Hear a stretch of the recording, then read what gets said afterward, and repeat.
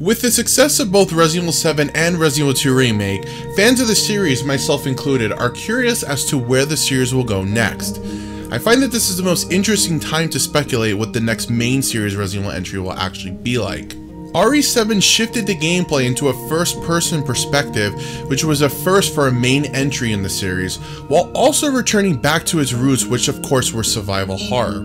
Resident Evil 2 also brought the series to new heights as well.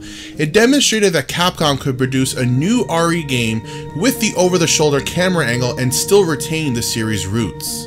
Now, before I go into what I'd like to see in the next entry, I'd like to explain what I liked in both RE7 and RE2 Remake. I mean, who knows, some of what was in those games could make its way to RE8. At E3 2016, I remember seeing the reveal for RE7 and being both blown away and so unsure of what their vision was for the project. But playing the demo later that night, I was even more confused.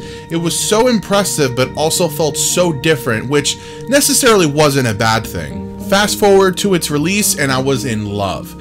The night it came out, I remember playing it and just thinking, wow, this gives me the feeling like I'm playing a classic RE game again, which is something I was severely missing.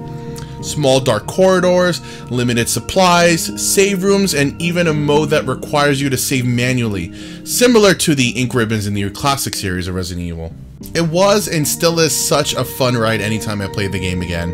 What I loved about it was, while it did do things to bring the series back, it also did modernize the series for those who may have not felt comfortable with the controls or camera angles in games prior. But let's not also forget how fantastic it is in VR. Seriously, if you haven't played it in VR, more so if you've never played the game before, you owe it to yourself to play it in VR. It is an absolute trip. At first I wasn't sure what it was going to be like playing as an everyday person, but in the end I was glad.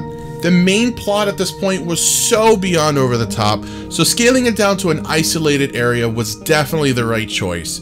RE7 had everything that I wanted in a traditional survival horror game again, but in the modern age. In 2015, it was finally announced that R&D Division 1 was given the approval to remake Resident Evil 2. The thing is, since RE7 was such a huge success, was it going to be first person or with fixed camera angles?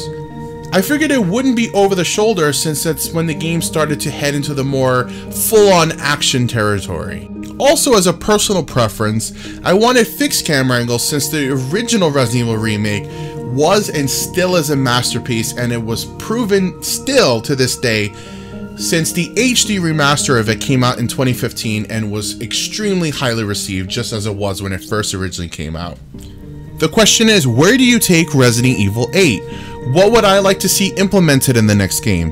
Well, first off, I'd actually prefer for it to be over the shoulder now that I'm convinced it could work. With RE7, they did a soft reboot, meaning that while the plot continues from Resident Evil 6, the story in the game itself is going to be standalone.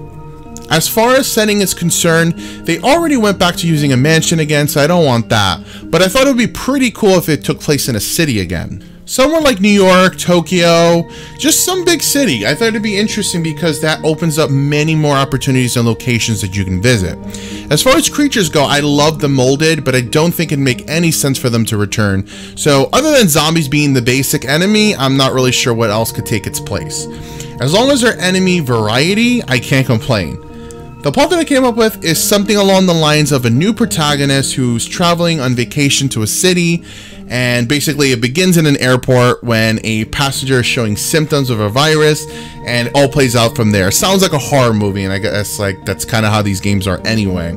You'd meet other survivors and go to locations that are supposed to be safe zones, as well as other areas that are just along the way.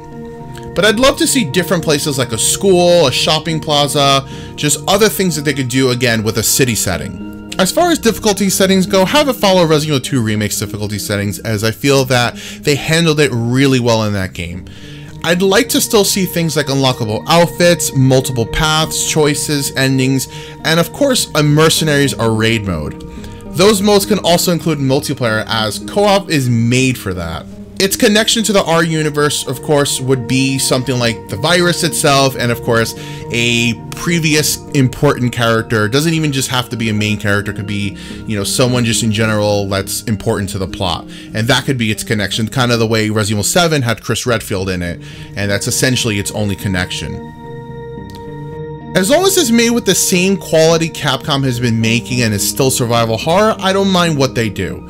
What would you like to see them do in Resident Evil 8? Share your ideas in the comments below because I'd love to read them. I think the most important thing is that we all demand the same damn good quality that Resident Evil 2 Remake and Resident Evil 7 were given. Well, that's all for this topic. If you enjoyed the video, make sure to give it a thumbs up and subscribe for more content. Thanks for watching, and I will catch you in the next video.